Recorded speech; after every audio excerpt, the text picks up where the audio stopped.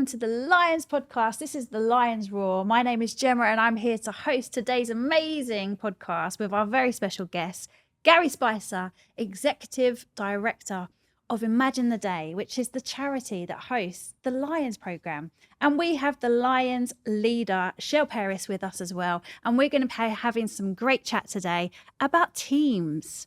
And how do you build your team and how do you make your team really good?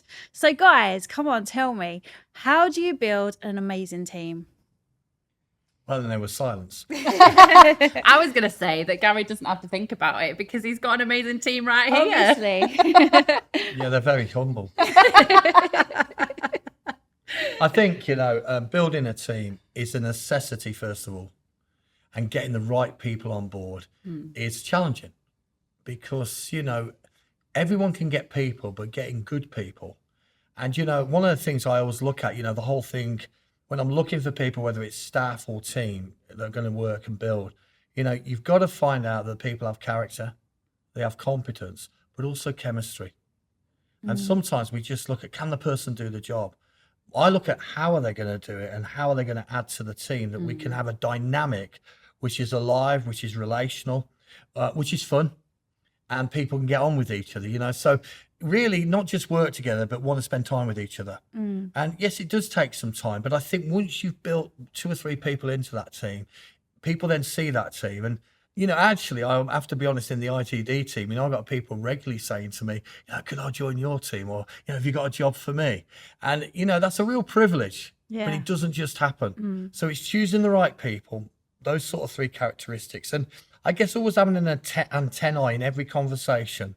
I have to be honest, I have when I talk with people, I've always got an antennae up. I wonder if they could join the team or how we could do that. One illustration just quickly was, we needed a new executive person for myself and for the organisation just over a year ago.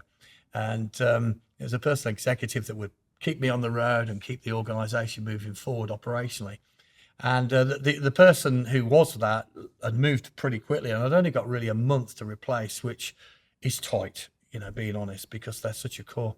And I kind of spoke with a few friends and I spoke around, and within 4 days, I had 3 people coming for the interview. Wow. And they came for the interview and I interviewed them. And when they went out the room, I thought, well, that's a real problem. I want all 3. And I actually took all 3 on. Wow. So we took all 3 on in a different role.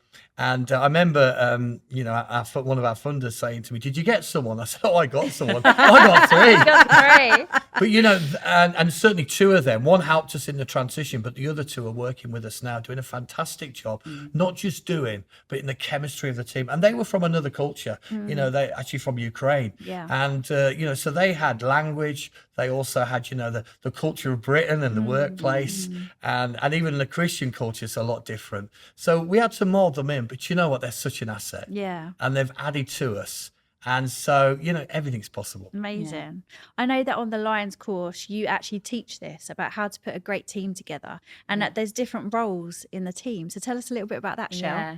So one of the books that we give to the delegates at the beginning of the Lions programme is a book called Good to Great by Jim Collins. And it talks about, I think the title of the chapter is First Who, Then What, or Then Why. But it's all about finding the right people is actually key to moving the vision forwards. And Jim Collins talks about this thing of getting the right people on the bus in the right seats. And he goes through, well, honestly, it's a brilliant book. If you can read it, it's absolutely fantastic. But he talks about the importance of getting the right people on the bus, but in the right seats. And I think it's really important that you're looking at an organisation or your team and constantly saying, have I got the right people on the bus? And are those people in the right seats? Are they doing the right jobs? And I think actually, if you've got somebody on your team who isn't the right person on the bus, maybe look at whether they're in the right seat first. But if it's just not the right bus, you've got to then make a tough call. Yeah. Because it's very difficult to lead something forward when you haven't got the right people on board. It's really hard. And they're the tough calls in leadership and entrepreneurship that you have to make, where you're going, okay, this person just isn't right. And actually, in order to move forward in the direction that I want to move forward in, that person needs to get off the bus. Yeah, and that's really hard, It's isn't it? really hard. It's really, really hard. And that's why it's so important that you recruit the right The people. right people. I know, Gary, you've had experience of that where you haven't had the right people. Yeah. So how did you manage that? First of all, it's difficult because, you know, I've recruited on the chemistry, the relationship. And I can give you one illustration. It was a few years ago now. And it was actually in the leadership team of a church. And I was bringing new vision in, changing. And this man actually had been a real good friend of mine since I was a boy, if I'm honest. You know, we'd been friends and mates. And, you know, he'd stood with me. And we come to a particular junction where I wanted to put vision in, which I don't need to say what it was, but it wasn't actually that radical. But for him, he found it an obstacle of what he believed in.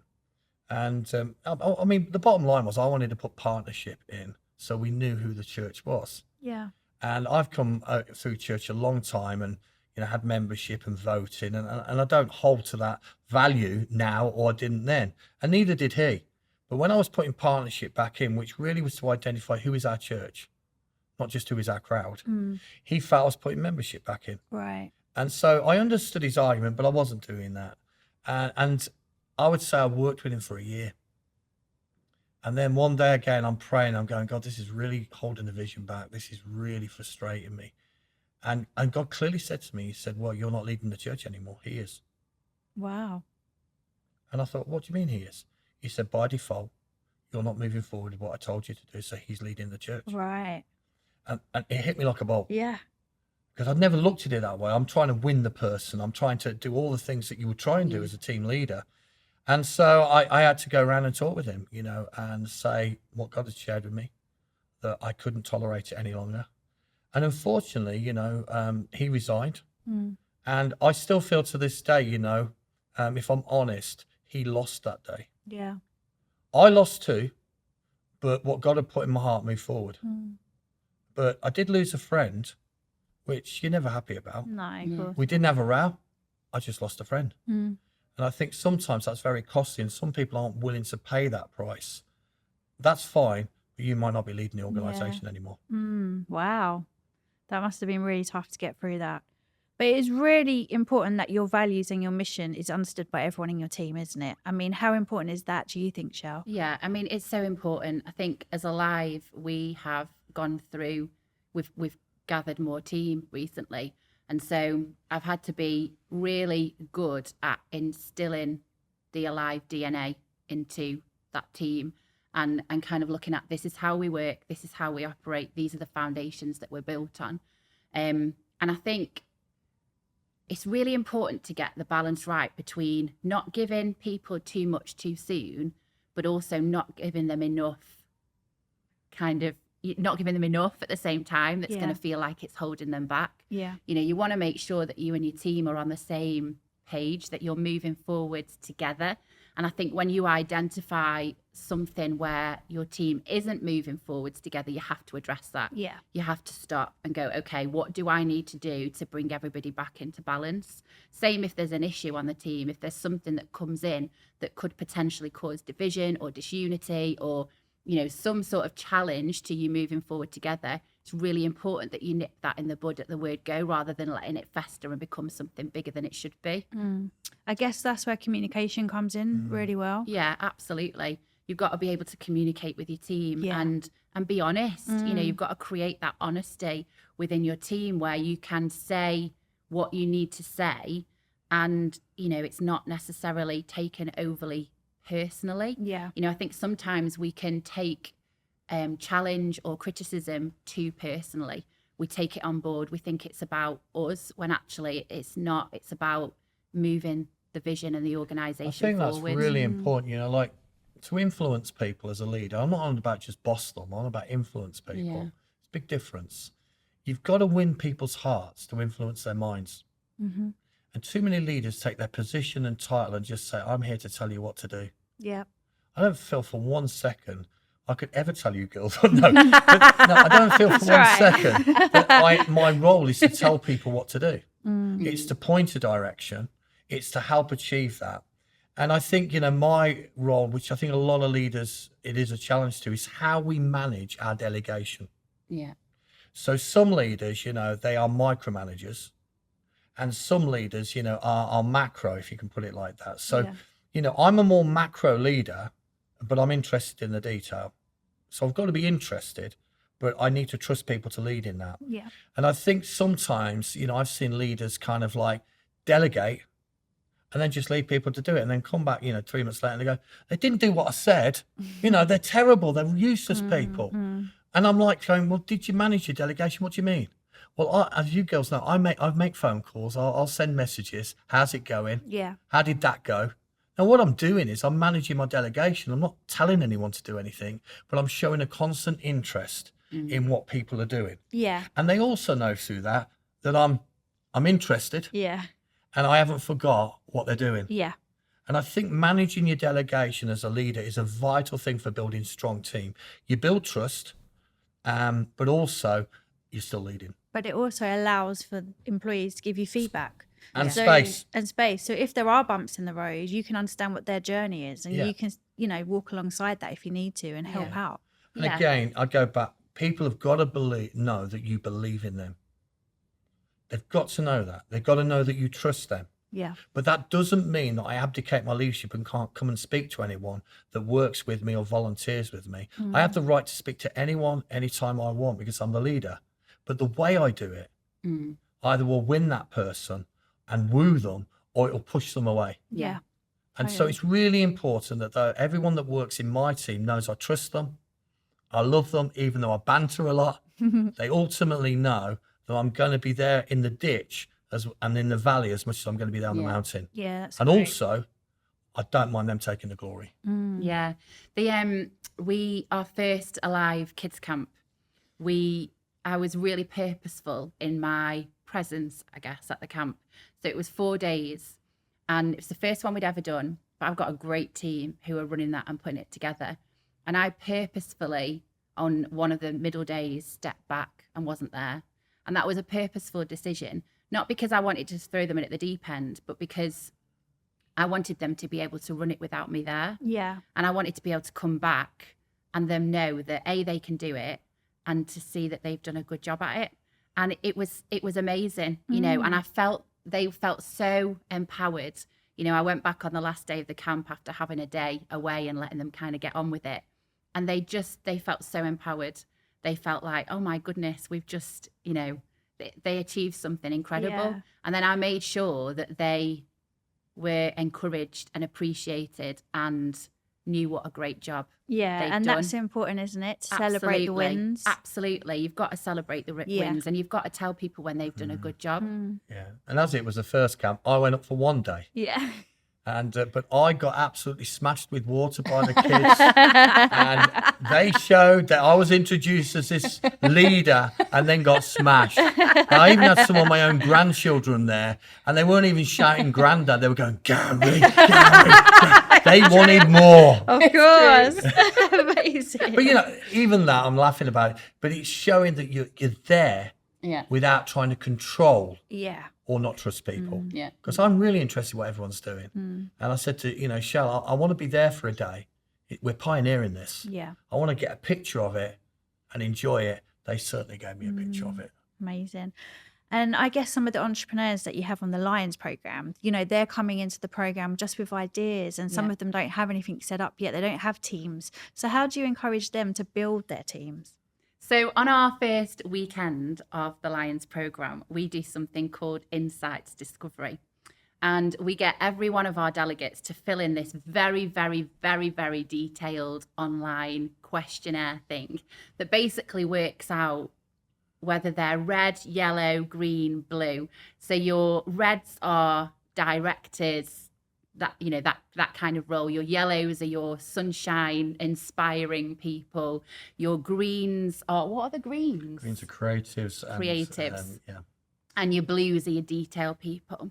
And we normally have kind of lots of red yellows, so lots of director, motivating, inspiring people. And we actually, this time, we've had a lot of greens and blues as well, you know, people who are quite creative or even more into the detail. And it's an absolutely fantastic way of getting to know how people operate, you know, how they lead something forwards. So I know that I am a red yellow. So I direct, but I'm hopefully inspiring, motivating, people driven. And I know that I'm not so good at the detail stuff. I'm not so good at the admin side of things. And so in my team, I need to have blues and greens that are going to work alongside my red and yellow. So when you're looking at your team and building your team, it's really important to make sure that you've got a real broad, what's the word I'm looking for? Well, of skill and Yeah. kind of the whole thing is you don't have all of you. Yeah. Yeah. Because if my team was full of red yellows, I mean, it wouldn't operate in the way that it needs to operate. Yeah. You know, so actually, you know, a lot of the people that I've got on my team at the moment are blue-green, because that means that I can get on with doing what I do really well. They can do what they do really well. And together, it's a force to be reckoned with, or at least I like to think that. So, you know, think about the kinds of people that you've got. You don't want to build a team of everybody who's like you. You want to have that Different roles, isn't Yeah. it, in the team? Yeah, I mean, one of the things, like for me, I've always needed a blue with me. Mm. Yeah, I am pretty good at detail, but I'm not good at writing detail. So I can ask the right questions. I can be in a board meeting. I can read accounts, and I can ask the right questions. But don't ask me to do accounts. Don't ask me to do the recording. Don't ask me to do the document writing. You know, it bores me. I'm not good at it. But a blue loves it. You know. Yeah. And so I've needed at least one blue, really good blue, to work with me, but they are a pain in the neck. Because when you say we can do, they will tell you why we can't do. Yeah. When you say we can afford this, they will say why we can't afford this. Yeah. When I say I'm moving in faith, they say you are frightening me. And so, you know, blues are a pain to me, but I've got to tell you, you know, I've got, you know, a couple of blues with me now. And, you know, they are my lifesaver. Yeah. And they so that I say to them, tell me what you see, but I will decide if I'm taking the risk or not. Right. So the point is, if you're not careful, you give them too much power. I'm going to say this. Yeah. And what happens is the accountants, the lawyers run the organization, not the visionary. Yeah. You know, the visionary leader needs to run the organization. What he or she needs is the information and good, solid information of what is the risk they're taking. Yeah. So my blue would say, if you do that, this is the financial risk, this is the legal risk. Now, I never break the law, so I'm not saying I do that. But, you know, like recently, I can give you a recent illustration, you know, Yeah. with the camps. Yeah. And so recently, you know, we're trying to budget the camps. And my blue comes to me and says, well, one, you haven't got the budget to do it. Second, if you do it that way, you're going to have to pay 20% VAT. And that's going to make it unaffordable for the children, which, you know, Shell would agree with. Now, it took a big discussion with me and Shell, and we're both not happy about this. And I said to the blue, I said, I don't think you're right. He said, I'm not breaking the law. He said, you can't afford it. I said, I think we can. And we must have had about 3 or 4 weeks. And then I said to him, you know, had a bit of revelation and a bit of history I was thinking about. I said, I don't think we've got to pay VAT on children's activities and spiritual activity. And he said, where did you get that from? I said, I just don't think we do. I want you to check it out with a top lawyer and a top tax person. Yeah. Well, he's just gone away to New Zealand now. And if he hears this podcast, he knows what I'm on about. But a few days before he went, he wrote me an email, 7 a.m. in the morning, and said, I hate you. You're right. Now, the most wonderful thing of a visionary leader is when you get it right over a blue. Yes. But I'm giving that illustration. We didn't fall out, you know, and he's doing his job. Yeah. Yeah. And I'm respecting that because I never want to break the law. But, you know, I sometimes don't believe everything everyone tells me. And I think a visionary doesn't always believe everything everyone tells them. And they have a right to challenge it without breaking any law or doing anything bad. That's not my endeavour. But I do think sometimes the blues don't know all the answers. Now, I need a blue. I respect a blue, but I'm not going to be led by a blue. Yeah. Wow. That's a great story. Do you know, when we were doing this on the Lions program, we used this thing of doing how would you plan a party. So we had the reds in one corner, the blues in another corner, the yellows in another corner, and the greens in another corner.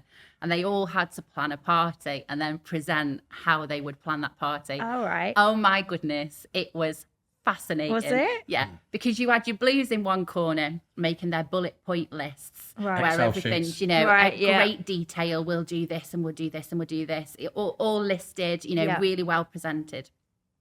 Then you had your greens who were, you know, quite creative with it, weren't they? And, you know, but almost like we'll party till, you know, like 9 o'clock and then we'll all go home so that we're not too late in bed. And, you know, then you had your yellows who had like a brainstorm on their sheet and it was, we'll do this and we'll do this and we'll do this and we'll do this and we'll do this. And then you had your reds with literally, at this time, we're going to do this. At this time, we're going to do this. At this time, we're going to do this. Very directive, very kind of, you know, this is how we're going to do it. Right. Honestly, you have never seen a party planned in 4 different ways in such extremity. It was Amazing. incredible. And, you know, it was brilliant because straight away, that group of delegates that we're going to be leading for the next year, we know where they're at. Yeah. So if they respond to something in a certain way, we know they're going to respond in that kind of way because that's the kind of person that they are. That's their Right. makeup. Yeah.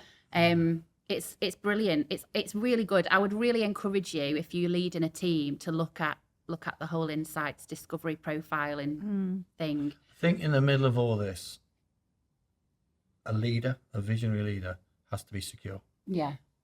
If you're going to so I feel the stronger the people I put around me, the more we're going to achieve. Yeah. But it is going to be harder to lead. Yeah. And I've got to, first of all, make sure that I can handle strong people. And I'm not going to go run off crying in the corner or be Yeah. secure or react to people. Yeah. Don't you do that in a legalistic way. Mm. And I think a lot of leaders do that. So security, self-security, knowing who you are is really vital. And I find a lot of what they call strong leaders put a lot of weak people around them Yeah. because they can direct them, but they're never challenged. Mm. That gets nowhere but trouble, Yeah. in my opinion. Mm. So if I want to build something, I need to first of all get my security in God, know who I am. But I always love strong men or women, and I've certainly got both of them. But I like that because we can go further together. Yeah. You know, and I also want to say each one of the people that work for myself and work for ITD now, they could all achieve things by themselves. Mm. Yeah. Well, we They can talked build about things. Yeah, as a team, didn't we? we can build things by ourselves, but somehow we also recognise we could build something bigger together, Yeah. and that's Amazing. great. Yeah, Yeah. fantastic. And it is really important to have those different characteristics in your team, Mm. different roles as well. They, you know, some people are finance, some people are marketing, some people are creatives. So that is really important. Shell, what would you say to somebody who was just thinking about putting their team together? Okay, so they've got certain skills. They're a red, yellow. How do they find their blue? How do they find their green? You know, where do they find them from? Yeah. I mean, I always like to operate, if I'm honest, out of relationship. You know, so there's very few times that I've brought somebody onto my team who I don't know first. Right. Sometimes I've done that and sometimes that's necessary, but I always like to think about the people that I've got around me first. Because I think, you know, the more you know somebody, you know what you're bringing Yeah. onto your team. Mhm. And then in terms of looking at what kind of person I need to bring onto the team, I look at what am I weakest at? What's the area that I find really hard to do? Can I bring somebody in that's going to help me so that area of our team is stronger? Mhm. You know, and again, like Gary said, it takes security to do that. I want to bring people onto my team that are going to go further and faster and be even more successful than me, Mhm. because, you know, I want people to build on my ceilings. I want people to be able to thrive and be everything that God's created them to be within the team. Yeah. And I think that's how you create a great team, is by finding people who are It's definitely the starting point relationship. yeah. Sometimes you're not able to do that, but I would always tell people to be very cautious in who they take on. Yeah. You know, I've been looking just recently for an operational director for a big project, Christian project, really big Christian project. So I need a really capable, strong Christian person and mature, which, you know, I'm not being funny, but not easy to find. And most of those are embedded already in something, and even secular. And, you know, I went to God and I said, God, you know, I need someone, but I'd like someone I know. And I'm going to tell this story, right, because it's really important. So I couldn't find anyone I knew. I'm out in Portugal, right, on holiday. God still moves on holidays. And basically, I kind of like, I was wanting to play golf. I play golf. But there was only myself, you know, Billy No Mates at this moment. So I rang this golf course and I said, hey, I want to play golf. And they said, yeah, you can play golf, but you'll have to play with 3 other guys. We've got actually a tee-off time. You can join these guys. So I said, okay. Didn't know them. So I played golf, met these 3 guys. One was, I don't know, mid-50s English guy, and then he got his son and his nephew. And we're playing around this golf course and we're just having a nice time and chatting. And at the end of it, you know, this guy came up to me and he goes, Gary, I've really enjoyed playing golf with you. I said, oh, that's great. I said, I've enjoyed playing with you. And he says, no, I've really enjoyed it. He said, you're a good man. I think, well, this guy's saying to me, you know, I'm a good man. My wife don't even say that. But like, he says, you're a good man. And then I said, oh, okay. And he said, the other thing I've got to say, I can't let you leave without telling you something. I said, what do you need to tell me? He said, you're too good a man to go to hell. Oh. He said exactly what he said. And I said, pardon? He said, I'm a Christian. And he said, I want to tell you about Jesus. Now, I'm not going to say, I felt terrible. Because it should have been me telling him about Jesus. Anyway, but long story short, we kind of laughed. And I said, I'm a Christian minister and everything. And we kept in touch. This was 18 months ago. Yeah. And then, you know, I met him again in Portugal, in church there, just by accident. We weren't planning it. I played another game of golf. And halfway around this game of golf, he said to me, you know, Gary, you don't know what job I do. I said, no, I don't. He said, well, you know, I'm a major leader in an organization overseeing thousands of people. I said, right. He said, I work in London. And he says, you know, I'm a Christian. I love the Lord. He says, but God spoke to me, he said, last night. He said, before I'm playing golf with you. I said, oh, yeah. He said, speak with Gary. He said, because God has been challenging me to leave the secular and go into cause and ministry. Right. And I goes, oh, really? And he says, have you got something for me? Well, I had this role. Right. It fitted him like a glove. And I'm on the 7th hole, like, I couldn't hit a golf ball. Now, I'm a bit better than that, but you know what I mean? I'm like, you know, I'm holding this thing. And I started to talk to him. Well, the long and short of it is we're right on the journey now for appointment. Amazing. You know, Wow. 6 months later. Fantastic. And we built a relationship. I've been down to see him. His wife and him's come on. What I'm trying to say is that even when we cry relationship, and we should, God can create a situation and accelerate a situation where a relationship can be built and DNA can be built. And so that's just a recent one that God's done. Yeah, that's so good, isn't it? It's absolutely amazing to hear all of your tips and advice about building teams. And we've run out of time already. It's gone so quick today. But thank you so much for joining me. And we really hope that you have taken something out of today, out of this podcast, giving you some help and tips on how you can grow your team and what kind of team you need as you propel in your business or your church or your project and idea. Thank you for joining the Lions podcast today. We will see you next time. Take care.